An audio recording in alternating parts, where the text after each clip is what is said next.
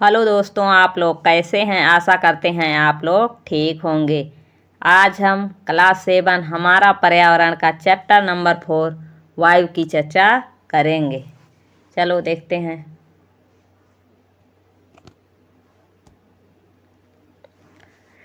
हमारी पृथ्वी चारों ओर से वायु की घनी चादर से घिरी हुई है, जिसे वायुमंडल कहते हैं। हमारी पृथ्वी के चारों ओर वायु घनी चादर से घिरी हुई है, जिसे वायुमंडल कहते हैं। पृथ्वी पर सभी जीव जीवित रहने के लिए वायुमंडल पर निर्भर हैं। यह हमें सांस लेने के लिए वायु प्रदान करता है एवं सूर्य की किरणों के हानिकारक प्रभाव से हमारी रक्षा करता है। ठीक है, वायुमंडल क्या है? यह हमें सांस लेने के लिए वायु प्रदान करता है एवं जो सूर्य से हानिकारक किरणें आती हैं उससे हमारी रक्षा करता है। कौन? वायुमंडल। यदि सुरक्षा की यह चादर ना हो तो हम दिन के समय सूर्य की गर्मी से तप्त होकर जल सकते हैं। अगर यह सुरक्षा की चादर वायुमंडल में ना हो तो हम लोग सूर्य की गर्मी से तप्त होकर जल जाएंगे और रात के समय ठंड से जम सकते हैं। और रात के समय क्या होंगे? ठंड से जम जाएंगे, बर्फ हो जाएंगे। ठीक है, अतः यह वायु राशि है जिसने पृथ्वी के तापमान को रहने योग्य बनाया है। वायुमंडल का संगठन।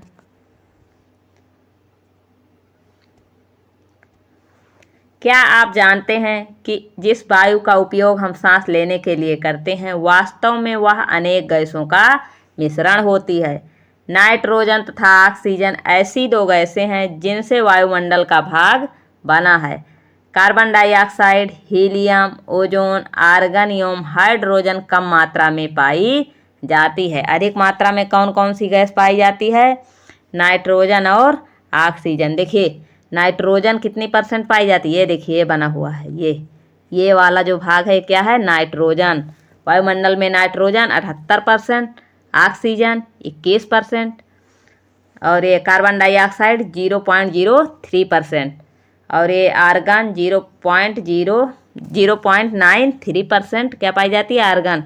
और अन्य सभी गैसें 0.04% पाई जाती हैं। ठीक है, तो सबसे अधिक में नाइट्रोजन है, कितनी %? 78%। दूसरे नंबर पर ऑक्सीजन है, कितनी %?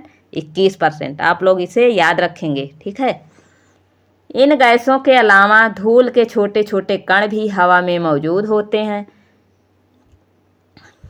आगे देखिए,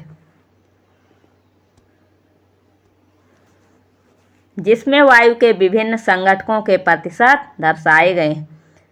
ठीक है, यही संगठक थे, देख लिए आप लोगों ने ना। देखिए आगे, नाइट्रोजन वायु में सर्वाधिक पाई जाने वाली गैस है। नाइट्रोजन सर्वाधिक वायु में पाई जाती है। जब हम सांस लेते हैं तब फेफड़ों में कुछ नाइट्रोजन भी ले जाते हैं और फिर उसे बाहर निकाल देते हैं, परंतु पौधों को अपने जीवन के लिए नाइट्रोजन की आवश्यकता होती है। ठीक है, पौधों को अपने जीवन के लिए किसकी आवश्यकता होती है? नाइट्रोजन की आवश्यकता होती है।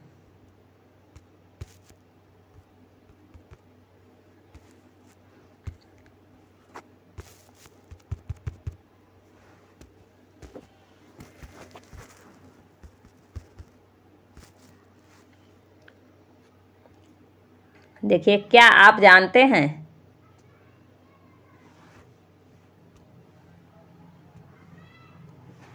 कार्बन डाइऑक्साइड वायुमंडल में फैलकर पृथ्वी से विकिरित ऊष्मा को पृथ्वी पर रोककर ग्रीन हाउस गैस पैदा करती है, इसलिए इसे ग्रीन हाउस गैस भी कहते हैं। और इसके अभाव में धरती इतनी ठंडी हो जाती है कि इस पर रहना असंभव होता है।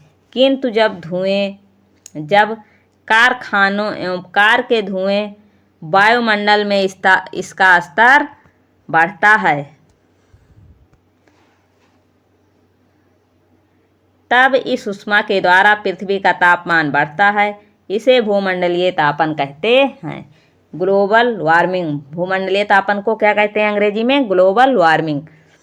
तापमान में इस वृद्धि के कारण पृथ्वी के सबसे ठंडे प्रदेश में जमी हुई बर्फ पिघलती है, जिसके परिणाम स्वरूप समुद्र के जलस्तर में वृद्धि होती है। ग्लोबल वार्मिंग के कारण जब पृथ्वी का तापमान अधिक होता है तो जो ठंडे प्रदेशों में जो बर्फ़ जमी रहती है वो पिघलती है, ठीक है। उसके मतलब उसके परिणाम स्वरूप क्या होता है, समुद्र का जल स्तर बढ़ता है। आगे देखिए,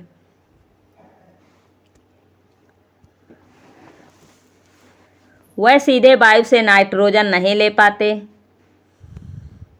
मृदा तथा कुछ पौधों की जड़ों में रहने वाले जीवाणु वायु से नाइट्रोजन लेकर इसका स्वरूप बदल देते हैं, जिससे पौधे इसका प्रयोग कर सकें। ऑक्सीजन वायु में प्रचुरता से मिलने वाली दूसरी गैस है, ठीक है। सबसे अधिक नाइट्रोजन, दूसरे नंबर पर ऑक्सीजन। मनुष्य तथा पशु सांस लेने में वायु से ऑक्सीजन प्राप्त करते हैं। हरे पादप प्रकाश संश्लेषण द्वारा ऑक्सीजन उत्पन्न करते हैं। इस प्रकार वायु में ऑक्सीजन की मात्रा समान बनी रहती है। यदि हम वृक्ष काटते हैं तो यह संतुलन बिगड़ जाता है। कार्बन डाइऑक्साइड अन्य महत्वपूर्ण गैस है। हरे पादप अपने भोजन के रूप में कार्बन डाइऑक्साइड का प्रयोग करते हैं, ठीक है। कार्बन डाइऑक्साइड का प्रयोग भोजन के रूप में कौन करता है, हरे पेड़ पौधे करते हैं और ऑक्सीजन वापस देते हैं, ठीक है। पेड़ पौधे कार्बन डाइऑक्साइड गैस को ग्रहण करते हैं और ऑक्सीजन गैस को वापस देते हैं।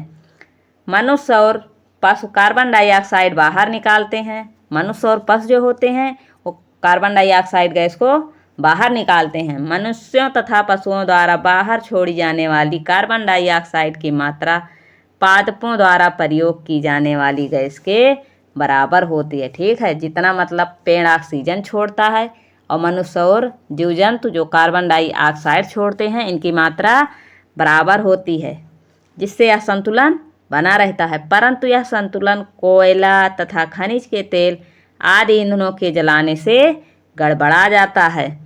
वह वायुमंडल में प्रतिवर्ष करोड़ों टन कार्बन डाइऑक्साइड की बढ़ोतरी करते हैं। परिणाम स्वरूप कार्बन डाइऑक्साइड का बढ़ा हुआ आयतन पृथ्वी पर मौसम तथा जलवायु को प्रभावित करता है।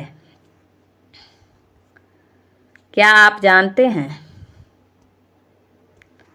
जब वायु गर्म होती है तो फैलती है और हल्की होकर ऊपर उठती है। जब वायु गर्म होती है तो फैलती है और हल्की होकर ऊपर उठती है। ठंडी वायु सघन और भारी होती है। ठंडी वायु कैसी होती है, सघन और भारी होती है, इसलिए इसमें नीचे रहने की प्रवृत्ति होती है। गर्म वायु के ऊपर उठने पर आसपास के क्षेत्रों में ठंडा वायु रिक्त स्थान को भरने के लिए वहां आ जाती है। इस प्रकार वायु चक्र चलता रहता है। आगे देखिए, ये देखिए ग्लोबल वार्मिंग के कुछ कटिंग दर्शाए गए हैं। देखिए, this winter was warmest on records. देखिए ये सब ग्लोबल वार्मिंग के कुछ पेपर्स हैं, ठीक है। आगे देखिए, पढ़ें एवं मनन करें। क्या भूमंडलीय तापन आज के विश्व में एक गंभीर समस्या है, ठीक है। आगे देखिए, वायुमंडल की संरचना। हमारा वायुमंडल 5 परतों में विभाजित है, जो पृथ्वी की सतह से आरंभ होती है। ये क्षोभ मंडल, समताप मंडल, मध्य मंडल, बाह्य मंडल, ठीक है। वायुमंडल एवं बहिर्मंडल। पहला क्षोभ मंडल, समताप मंडल, तीसरा मध्य मंडल, चौथा बाह्य मंडल, पांचवा बहिर्मंडल, ठीक है।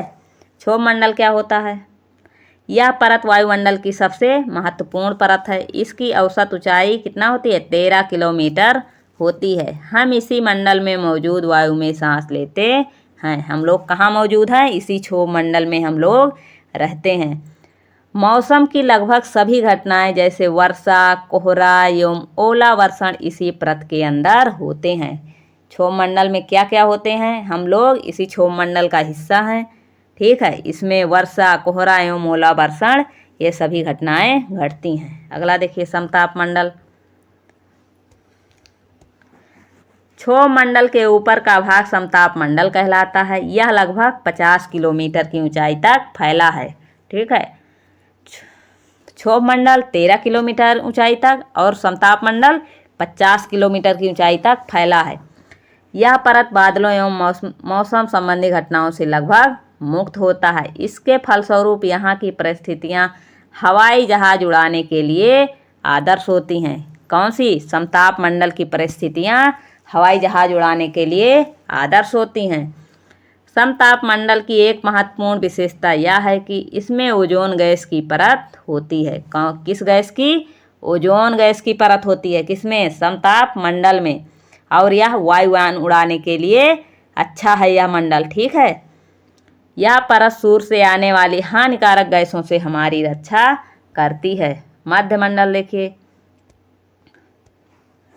यह वायुमंडल की तीसरी परत है। यह समताप मंडल के ठीक ऊपर होती है। यह लगभग 80 किलोमीटर की ऊंचाई तक फैली है। क्षोभ मंडल 13 किलोमीटर ऊंचाई, समताप मंडल 50 किलोमीटर ऊंचाई और ये मध्य मंडल 80 किलोमीटर की ऊंचाई तक फैला है। अंतरिक्ष में प्रवेश करने वाले उल्कापिंड इसी परत में आकर जल जाते हैं। ये प्रश्न पूछा जाता है, उल्कापिंड किस परत में आकर जल जाते हैं? तो मध्य मंडल में। अगला देखिए, वायुमंडल। वायुमंडल वायुमंडल में बढ़ती ऊंचाई के साथ तापमान अत्यधिक तीव्रता से बढ़ता है। ठीक है, वायुमंडल का तापमान अत्यधिक तीव्रता से बढ़ता है। आयन मंडल इस परत का एक भाग है। यह 80 से 400 किलोमीटर तक फैला है। रेडियो संचार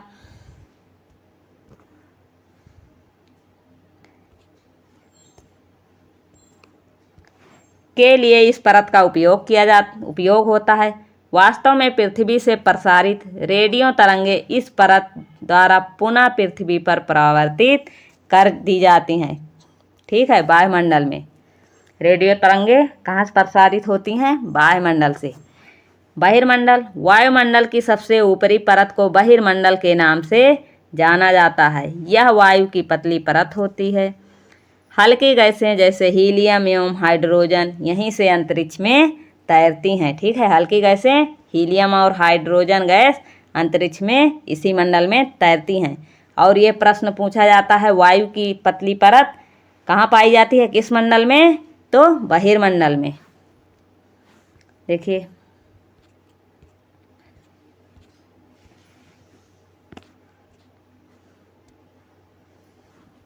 ये देखिए, ये क्षोभ मंडल में ही ये माउंट एवरेस्ट है। देखिए, ये क्या है? ये क्षोभ सीमा है। क्या है? क्षोभ सीमा है। और ये अगला समताप मंडल है। तो समताप मंडल में ये ओजोन परत पाई जाती है और हवाई जहाज भी उड़ाई जाती है। ठीक है, यहाँ तक ये समताप मंडल है। ठीक है, आगे देखिए और थोड़ा नीचे करते हैं। ये क्या है? ये समताप सीमा है। ठीक है, क्या है? समताप सीमा। समताप मंडल के ऊपर क्या है? मध्य मंडल। ठीक है, ये मध्य मंडल में ही उल्कापिंड जलते हैं। ये देखिए, ये क्या है? मध्य सीमा। ये बाह्य वायुमंडल है। ठीक है, बाह्य वायुमंडल या उसके ऊपर क्या है? बहिर्मंडल। ठीक है, ये बाह्य वायुमंडल, इसके ऊपर क्या है? बहिर्मंडल। वायु की सबसे पतली परत कहाँ पाई जाती है? बहिर्मंडल में। आगे देखिए,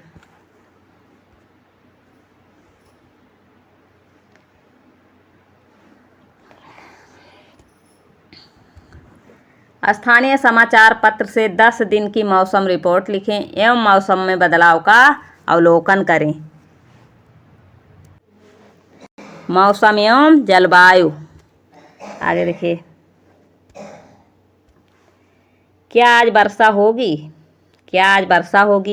क्या आज दिन साफ होगा और धूप निकलेगी? कितनी बार हमने क्रिकेट प्रेमियों के मुंह से एक दिवसीय मैच के भविष्य पर अनुमान लगाते सुना होगा। यदि हम कल्पना करें कि हमारा शरीर एक रेडियो है और मस्तिष्क उसके स्पीकर, तो मौसम वह है जो इसके नियंत्रण बटनों से छेड़छाड़ करता रहता है। मौसम वायुमंडल की प्रत्येक घंटे तक दिन प्रतिदिन की स्थिति होती है। मौसम क्या होता है? वायुमंडल की प्रत्येक घंटे तथा दिन प्रतिदिन की स्थिति होती है। आर्द्र एवं गर्म मौसम किसी को भी चिड़चिड़ा बना सकता है। आर्द्र और मतलब अधिक सर्दी होगी या अधिक गर्मी होगी तो ये किसी को भी अधिक चिड़चिड़ा बना सकता है। अच्छा हवादार मौसम हमें आनंद देता है और हम घूमने की योजना भी बना सकते हैं। मौसम नाटकीय रूप से दिन प्रतिदिन बदलता है। किंतु दीर्घकाल में किसी स्थान का औसत मौसम उस स्थान की जलवायु बताता है। क्या अब आप समझ गए कि हम मौसम का दैनिक पूर्वानुमान कैसे करते हैं?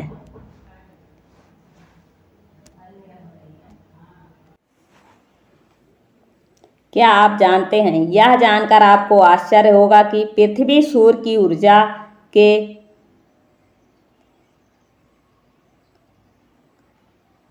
20 करोड़ भाग का केवल एक भाग है, ठीक है, 2 अरबवां ही प्राप्त करती है। यह जानकर आपको आश्चर्य होगा कि पृथ्वी सूर्य की ऊर्जा के 2 अरबवां भाग का केवल एक भाग ही प्राप्त करती है। सॉरी बोल दिए थे, क्या 20 लाख क्या बोल दिए थे, उसके लिए सॉरी। ये क्या है, 2 अरबवां भाग। आगे देखिए, तापमान क्या होता है?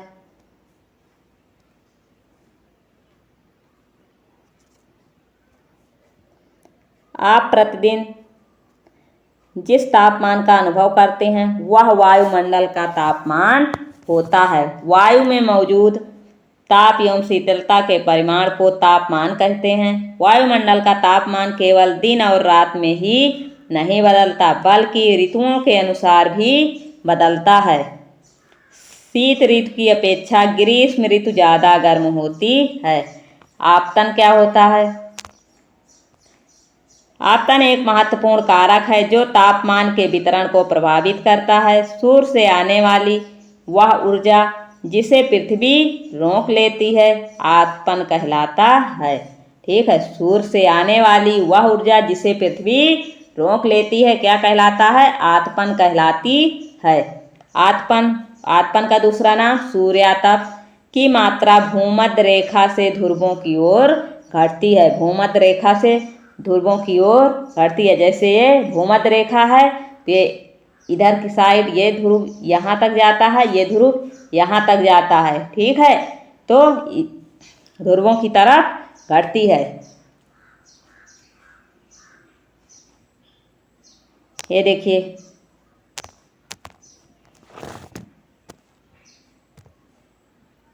ये तापमापी तापमान मापता है। वायुदापमापी वायुदाब मापता है। वर्षामापी वर्षा की मात्रा को मापता है। वात दिग्दर्शी पवन की दिशा दर्शाता है। वात दिग्दर्शी क्या करता है? पवन की दिशा दर्शाता। ये प्रश्न आता है। आगे देखिए, क्या आप जानते हैं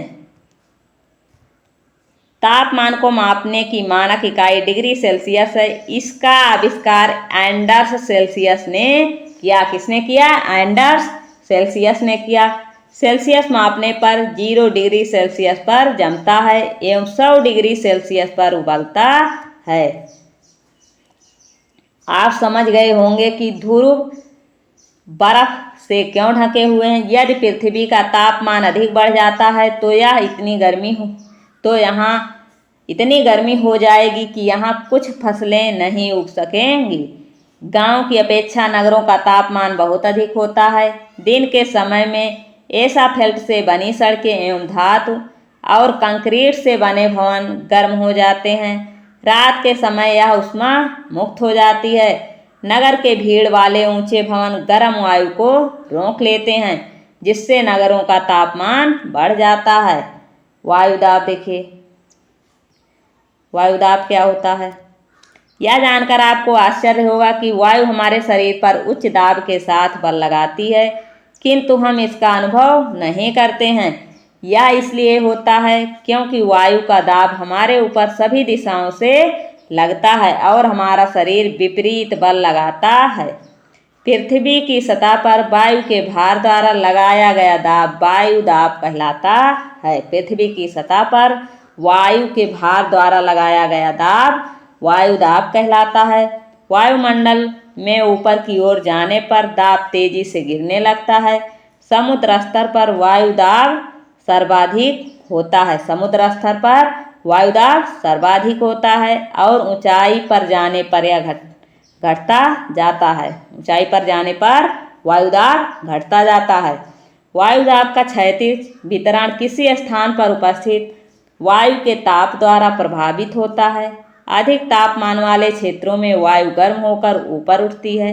यह निम्न दाब क्षेत्र बनाता है। ठीक है, यह निम्न वायु दाब क्षेत्र बनाता है। निम्न दाब बादल युक्त आकाश एवं नम मौसम के साथ जुड़ा होता है। क्या आप जानते हैं? देखिए,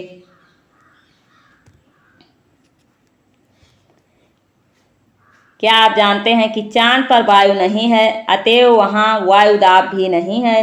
अंतरिक्ष यात्री जब चांद पर जाते हैं तो वह विशेष रूप से सुरक्षित हवा से भरी अंतरिक्ष पोशाक पहनते हैं।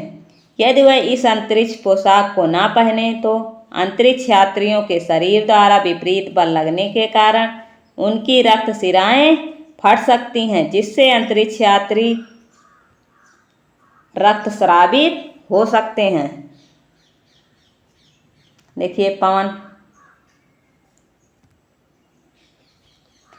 उच्च दाब क्षेत्र से निम्न दाब क्षेत्र की ओर वायु की गति को पवन कहते हैं। वायु की गति कैसे होती है? उच्च दाब से निम्न दाब की ओर। ठीक है, आप पवन को काम करते देख सकते हैं जब यह सड़क पर गिरी पत्तियों को उड़ाती अथवा तूफान के समय पेड़ों को उखाड़ देती है। कभी कभी जब पवन धीरे बहती है तो आप इसे महीन धूल या धुएं को उड़ाते देख सकते हैं। कभी कभी पवन इतनी तेजी होती है कि इसके विपरीत दिशा में चलना कठिन हो जाता है। आपने अवश्य अनुभव किया होगा कि तेज पवन में छाता लेकर चलना आसान नहीं है। अगर हवाएं अधिक तेज हैं तो उसमें छाता काम नहीं करता। 3 अन्य उदाहरण सोचिए जब तेज पवन के कारण आपके लिए समस्या उत्पन्न हुई हो। पवन को मुख्यतः 3 प्रकारों में विभाजित किया जा सकता है। देखिए, यहाँ देखिए, क्या आप जानते हैं पवन का नाम उसके आने की दिशा के आधार पर निर्धारित होता है। उदाहरण के लिए पश्चिम से आने वाली पवन को पश्चिमी या पछुआ पवन कहते हैं। जैसे हवा पश्चिम साइड से चल रही है तो उसे पछुआ पवन कहते हैं।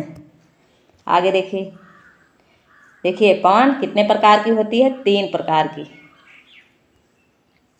देखिए, अस्थाई पवनें, व्यापारिक पश्चिमी एवं पूर्वी पवनें अस्थाई पवनें हैं। ये वर्ष भर लगातार निश्चित दिशा में चलती हैं। ठीक है, अस्थाई पवनें वर्ष भर लगातार निश्चित दिशा में चलती हैं। मौसमी पवनें, ये पवनें विभिन्न ऋतुओं में अपनी दिशा बदलती रहती हैं। उदाहरण के लिए भारत में मानसूनी पवनें। ठीक है, मौसमी पवनें मौसम के अनुसार आती रहती हैं।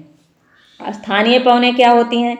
ये पवनें किसी छोटे क्षेत्र में वर्ष या दिन के किसी विशेष समय में चलती हैं। दिन के किसी विशेष समय में चलती हैं। उदाहरण के लिए स्थल एवं समुद्री समीर। क्या आपको भारत के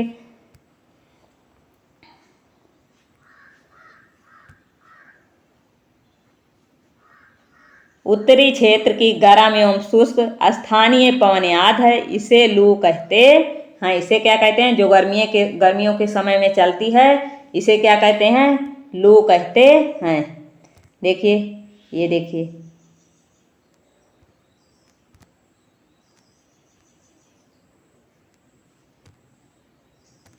देखिए ये क्या है? भूमध्य रेखीय निम्न दाब या डोलड्रम। ठीक है, ये क्या है? 0 डिग्री पर भूमध्य रेखीय निम्न दाब या डोलड्रम।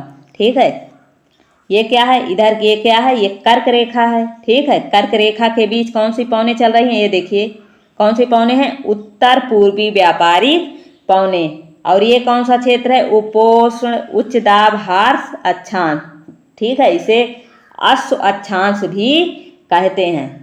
अश्व अक्षांश के ऊपर कौन सी पवनें चलती हैं? सनातन पछुआ पवन। ठीक है, ये देखिए ये सब क्या है? ये सनातन पछुआ पवन है। फिर उसके ऊपर क्या पाया जाता है? अधो ध्रुवीय निम्न दाब। ये क्या है? 60 डिग्री उत्तर में क्या है? अधो ध्रुवीय निम्न दाब। ठीक है, इसके ऊपर कौन सी पवनें चलती हैं? ये देखिए ध्रुव की तरफ से इधर आ रही हैं। ठीक है, कौन सी पवन है? ध्रुवीय पूर्वी पवन। ठीक है, तो ये 60 डिग्री पर है। ये उपोष्ण उच्च दाब या अश्व अक्षांश 35 डिग्री पर है। ठीक है। कर्क रेखा कितने डिग्री पर है? 23.5 डिग्री उत्तर। और ये देखिए मकर रेखा कहाँ है? 23.5 डिग्री किधर है? दक्षिण। तो ये देखिए भूमध्य रेखा के दक्षिण में दक्षिण पूर्वी व्यापारी पौने ये देखिए चल रही है, ये देखिए, ठीक है। फिर 30 डिग्री से दक्षिणी से 35 डिग्री दक्षिणी तक, ये देखिए ये 30 डिग्री दक्षिणी से 35 डिग्री दक्षिणी तक क्या है? उपोष्ण उच्च दाब हार्श अक्षांश, ठीक है। उपोष्ण उच्च दाब अश्व अक्षांश इसे कहते हैं, ठीक है। यहाँ कौन सी है? सनातन पछुआ पवन, ठीक है। ये क्या है? सनातन पछुआ पवन ऐसे ऐसे चल रही है, ठीक है। फिर 60 डिग्री दक्षिण पर क्या है? अधो ध्रुवीय निम्न दाब। ये कैसे चलती हैं? ध्रुवीय पूर्वी पवन। ये क्या है? ध्रुवीय पूर्वी पवन। आगे देखिए, और ये देखिए उच्च दाब, ये देखिए उच्च दाब, ये 90 डिग्री दक्षिणी क्या है? ये ध्रुव है, ठीक है। ऐसे ही उत्तर तरफ भी उच्च दाब है, 90 डिग्री उत्तरी है, ठीक है। ये प्रमुख वायुदाब पेटियां थी। आगे देखिए, चक्रवात प्राकृतिक आवेश। चक्रवात क्या होता है?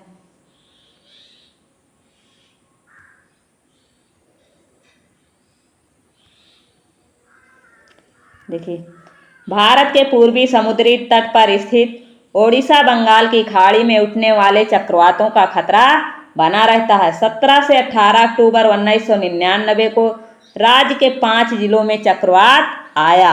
कब आया? 17 से 18 अक्टूबर 1999 को। 29 अक्टूबर 1999 को एक अन्य महाचक्रवात आया जिसने राज्य के एक बड़े भाग में तबाही मचाई। मुख्यतः पवन का वेग, वर्षा तथा ज्वारीय प्रोत्कर्ष से हानियां हुई। 260 किलोमीटर प्रति घंटे तक के वेग वाली पवन 36 घंटे से भी ज़्यादा समय तक चलती रही।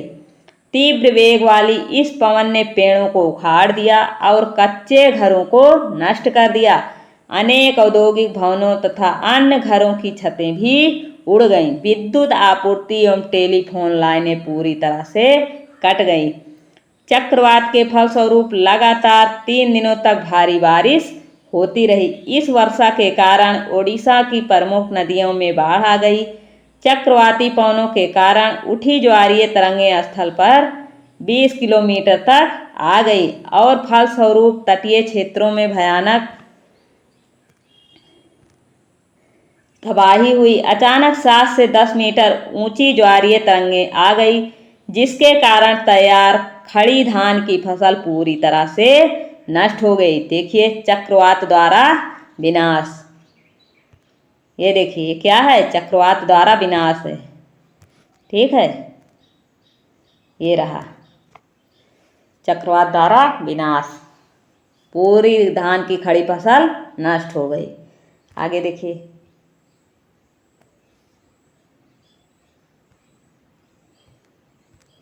पच्चीस अक्टूबर 1999 को पूर्वी पोर्ट ब्लेयर के निकट थाईलैंड की खाड़ी में अवदाब के कारण यह चक्रवात उत्पन्न हुआ और यह धीरे धीरे उत्तर पश्चिमी दिशा में बढ़ा।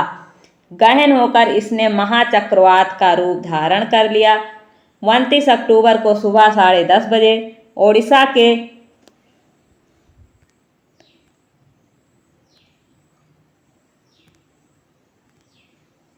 ओडिशा के इरेसामा एवं बालीकुडा के बीच के क्षेत्रों को प्रभावित किया। इस महाचक्रवात ने भुवनेश्वर, कटक और 28 तटीय नगरों सहित ओडिशा के पूरे तट को बर्बाद कर दिया। इससे लगभग 130 लाख लोग प्रभावित हुए। बहुत बड़ी संख्या में पशुओं की मौत हो गई। धान, सब्जियां एवं फलों की खड़ी फसलों का भारी नुकसान हुआ।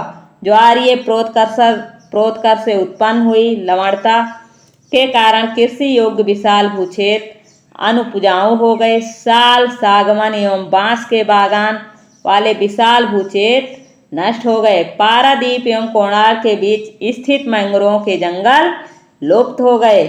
आगे देखिए आर्द्रता क्या होती है? क्या आर्द्रता? जब जल पृथ्वी एवं विभिन्न जलाशयों में वाष्पित होता है, जब जल पृथ्वी एवं विभिन्न जलाशयों से वाष्पित होता है तो यह जलवाष्प बन जाता है। वायु में किसी भी समय जलवाष्प की मात्रा को आर्द्रता कहते हैं। वायु में किसी भी समय जलवाष्प की मात्रा को आर्द्रता कहते हैं। जब वायु में जलवाष्प की मात्रा अत्यधिक होती है तो उसे हम आर्द्र दिन कहते हैं। जैसे जैसे वायु गर्म होती जाती है इसकी जलवाष्प धारण करने की क्षमता बढ़ती जाती है और इस प्रकार यह और अधिक आर्द्र हो जाती। आर्द्र दिन में कपड़े सूखने में काफ़ी समय लगता है। ठीक है, जब सर्दी का मौसम होता है तो कपड़े सूखने में काफ़ी समय लगता है एवं हमारे शरीर में पसीना आसानी से नहीं सूखता और हम असहज महसूस करते हैं। जब जलवाष्प ऊपर उठता है तो यह ठंडा होना शुरू हो जाता है। जलवाष्प संघनित होकर ठंडा होकर जल की बूंद बनाते हैं। बादल इन्हीं जल बूंदों का ही एक समूह है। जब जल की ये बूंदें इतनी भारी हो जाती हैं कि वायु में तैर ना सकें तब ये वर्षण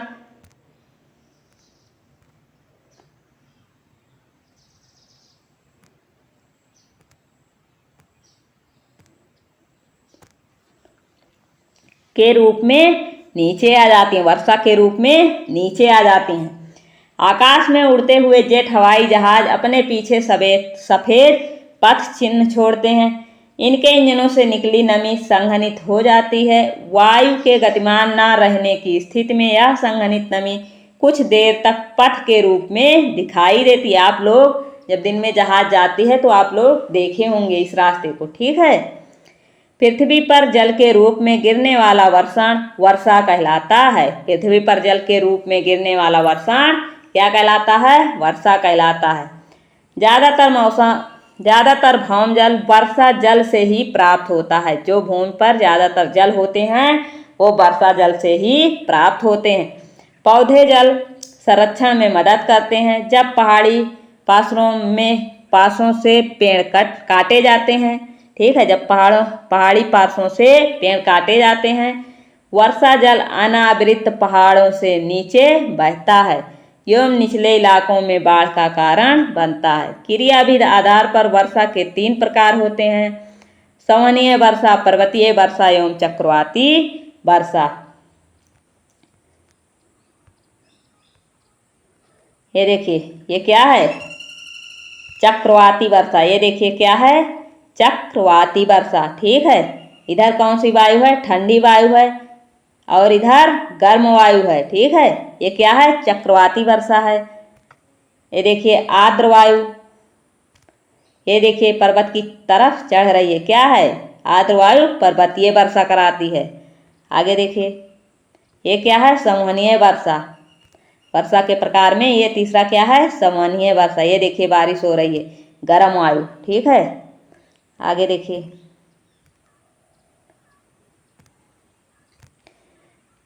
पौधों तथा जीव जंतुओं के बीच रहने के लिए वर्षा बहुत महत्वपूर्ण है। इससे धरातल को ताज़ा जल प्रदान होता है।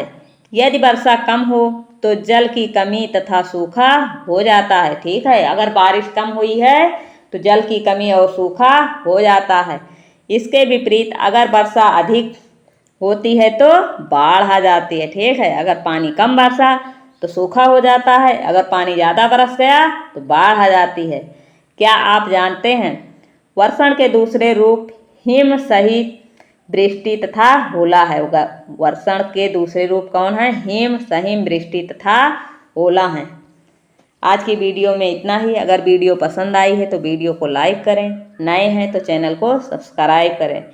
अगर कोई सुझाव है तो कमेंट बॉक्स में कमेंट अवश्य दें। Thank you.